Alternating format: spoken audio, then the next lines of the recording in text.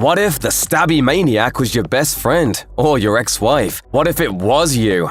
These murder mysteries were all about the killer twist. And of course, we're talking spoilers for these movies. In 2021's Last Night in Soho, Edgar Wright teamed up with stars Anya Taylor-Joy and Thomasin McKenzie to tell a twisted tale of broken dreams and painful pasts. Ellie is an aspiring fashion student who feels she belongs to the 1960s rather than present times. Ellie's wish appears to come true when she gets transported in her dreams into the past. Ellie finds herself sharing a body with Sandy, an aspiring 60s singer who's manipulated into forced sex work. After investigating, Ellie believes Sandy was murdered by her pimp, and she sets out to uncover the truth. In the end, it's revealed that Sandy never died. Instead, she turned into a serial killer, murdering the men who abused her, and eventually became the landlady of the very building where Ellie lives in the present day. The girl did die up there, I suppose.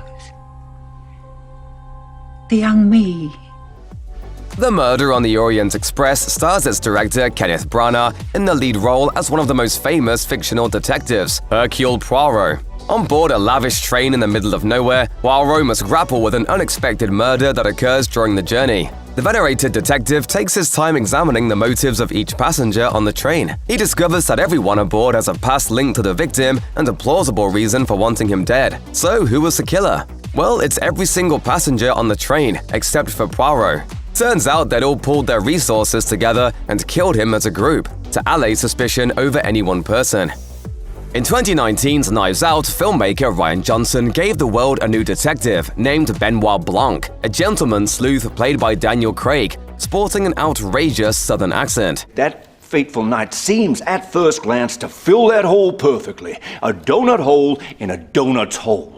The movie hinges on the murder of famed novelist Harlan Thrombey and the many family members who stood to gain from his death. Halfway through the movie, another twist is thrown into the proceedings when it's revealed that Harlan's death was a medical accident at the hands of his nurse, Marta, played by Ana de Armas. But then it turns out a new mystery person is blackmailing Marta in connection to the murder. The only point of support for Marta is Harlan's handsome and debonair grandson, Hugh, played by Chris Evans. Marta's trust turns out to be misplaced in the end when it's revealed that Hugh was the person who'd been secretly blackmailing her, was also the killer of Harlan's housekeeper, and set up the medical scenario resulting in Harlan's death. The twists and turns served up by Knives Out make it one of the most entertaining entries in the murder mystery genre. Following the success of The Da Vinci Code, the 2009 sequel Angels and Demons saw Tom Hanks return as symbologist Robert Langdon on a mission in the Vatican. The movie opens with the murder of a reputed scientist and priest who'd made a groundbreaking new scientific discovery. The discovery led to the creation of a bomb with massive destructive capabilities. It falls to Langdon and his allies to locate and dispose of the weapon before it detonates. Among the people helping Langdon is Father Patrick McKenna, played by Ewan McGregor, the deceased Pope's right-hand man. After coming across as a messianic figure throughout the movie, Langdon discovers near the end that McKenna is responsible for the previous Pope's death. In 2010, Martin Scorsese delivered a mind-bending investigative thriller with Shutter Island. Set in the 1950s, the story takes place on a lonely island that houses an institution for the mentally ill. Two U.S. Marshals, Leonardo DiCaprio's Teddy and Mark Ruffalo's Chuck, arrive at the island to investigate the disappearance of a woman. Teddy suspects it's somehow connected to a missing patient named Andrew Ladis. As Teddy draws closer to the heart of the mystery surrounding the island and its inhabitants, he comes to realize a shocking truth. His real name is Andrew Ladis, and Teddy, the U.S. Marshal, was an identity he'd created to cope with the reality of having murdered his wife after she killed their 3 children during a manic episode. Everything that Teddy sees and does throughout the movie is his therapist's attempt to let him play out a fantasy and then return to the real world after putting his delusions to rest. In the movie Orphan, Kate and John Coleman adopt a 9-year-old Russian girl named Esther from a local orphanage. The arrangement seems to work out well for a time, until Esther starts showcasing violent behavior and an unusual degree of possessiveness towards John. After a series of tragic events befall the family, all revolving around Esther, Kate discovers the truth of the matter. Esther is in reality a 33-year-old woman named Lena Klammer, who suffers from a medical condition that stunts her physical growth and keeps her looking unnaturally young. Meanwhile, Esther is plotting to get Kate and her 2 other children out of the way so she can have John all to herself. The Invitation follows Will, a man still struggling with grief after a terrible tragedy. To make things more complicated, he's attending a dinner party being hosted by his ex-wife Eden and her new partner, David, complete with friends he hasn't seen in years. Things are awkward from the get-go, and a bigger wrench is thrown into the proceedings following the revelation that certain members of the party are participants of a cult called the Invitation. It's later revealed that Eden and David are acting on orders from the cult and intend to kill the other guests as a way to alleviate all their pain and grief and move on to the next plane of existence. Not only does the plan work to a large extent, it's indicated at the end that other members of the cult all over the city are carrying out similar plans on a massive scale. The psychological horror film Secret Window follows Johnny Depp as mystery writer Mort Rainey, whose life is crumbling around him following a brutal divorce.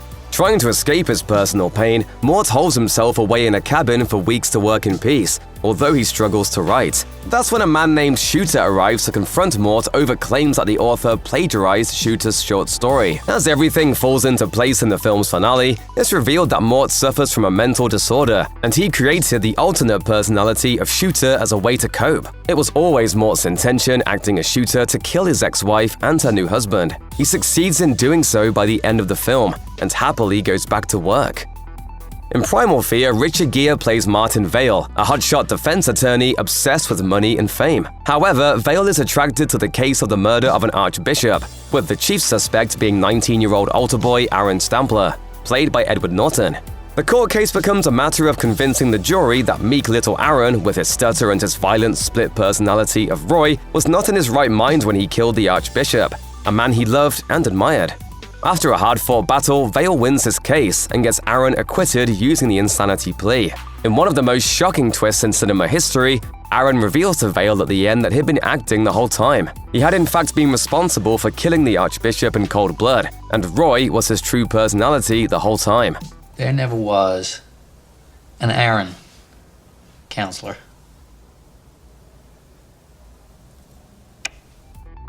The original Saw in 2004 pretty much became the poster child for hiding the killer in plain sight. The breakout success of that film meant a sequel was released only a year later, and the twist this time was, well, it used the same twist. In Saw 2, a new batch of victims are imprisoned by Jigsaw, including Amanda Young, a woman he'd captured once before. The group is then made to solve a series of bloody and horrifying escape rooms, with the premise of a painful death if they fail to follow the instructions or try to cheat.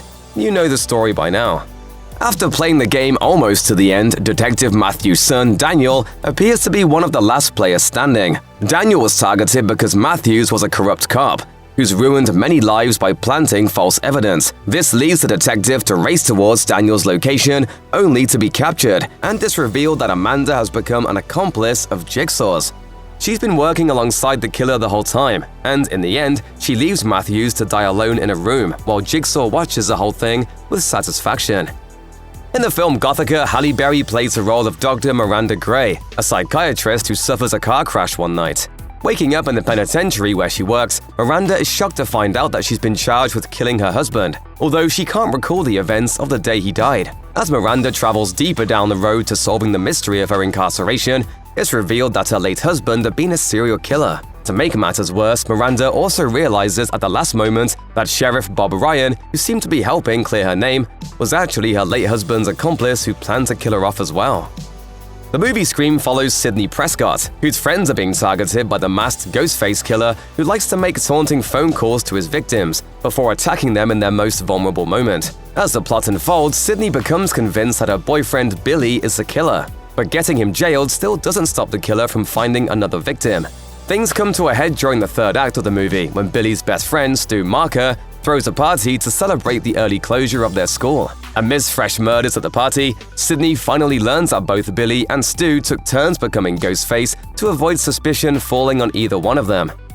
One of Christopher Nolan's earlier films, Memento, is one of the best thrillers in Hollywood history. The film opens with Guy Pearce's Leonard Shelby, a man suffering from anterograde amnesia, which means that he forgets new memories after 15 minutes. What caused the amnesia? According to Leonard, two thugs broke into his home, assaulted him, and killed his beloved wife. However, the cops don't believe there were two criminals involved in the crime. So Leonard embarks on a solo crusade to bring the second thug to justice, whose name Leonard believes to be John G. After finally tracking down and killing the man he thinks to be John G., Leonard learns the startling truth. He'd already killed the person he was after a year ago. and he's been killing different men since then to keep up his confused crusade. Come on, you got your revenge. Enjoy it while you still remember. The 1960s psychological horror thriller classic Psycho opens with a woman named Marion Crane on the run from the law in connection with a crime. Looking for shelter for the night, Marion stops at the nondescript Bates Motel, run by a timid and nervy manager Norman Bates, a man who resides in a house near the motel along with his angry, abusive mother. That night, Marion is violently killed by a woman thought to be Norman's mom suffering from some sort of criminal mania. Marion's disappearance at the motel attracts the attention of her sister, Leela, and local authorities. Leela conducts her own search that yields the mummified corpse of Norman's mother.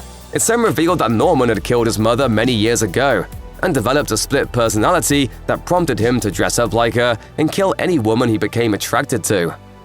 2003's neo-noir slasher Identity follows 10 random travelers that are drawn to a deserted motel one night to escape a rainstorm. Over the night, one by one, each of the travelers are killed off. Meanwhile, in a different location, Malcolm Rivers has been accused of committing a mass murder, and the only way to get him acquitted is with the help of a journal that may contain major clues regarding the truth about what really went down. Amid a lot of twists and turns, it's revealed that all the characters at the motel are split personalities belonging to Malcolm's fractured psyche. The purpose of imagining the motel is a way to help Malcolm kill off one particular alternate personality, which is a murderous psychopath. While Malcolm succeeds in killing off the personality he thinks is the killer, it's eventually revealed that the real threat all along had been Timmy, a 10-year-old personality that had actually been responsible for the carnage at the hotel.